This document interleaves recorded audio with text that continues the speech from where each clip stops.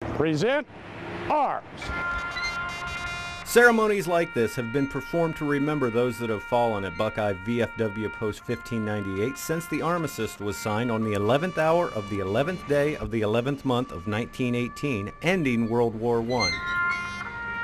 I think of the ones that didn't make it is what we're for, you know, to honor the ones that didn't make it. I'm also thankful that I made it so that I can pass on to the next generation the meaning of being a veteran. In a way, that's how Veterans of Foreign Wars began. On the evening of September 29, 1899, 13 vets from the Spanish-American War gathered in a tailor shop on East Main Street, what is now the Franklin University campus. James Romanus was one of those men.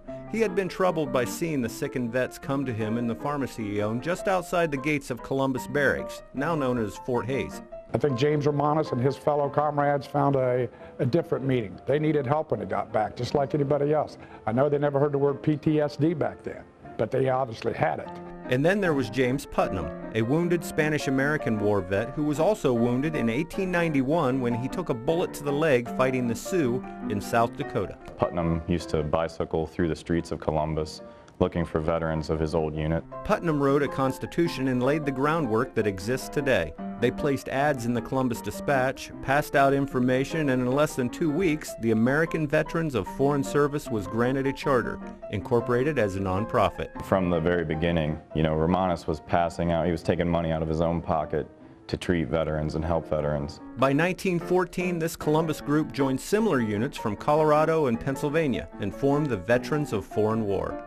And Buckeye Post 1598 is now known as the Founders. Those guys knew it's important to care for our brothers when they come home, our brothers and sisters in arms when they come home, and we're carrying on that tradition today here at the VFW. I hope someday we phase out, because without wars, we're not going to be an organization. But without wars, I'm sure the world will be a better place. But our younger generation has got a few years yet, so we're going to be around for another 100 years at least.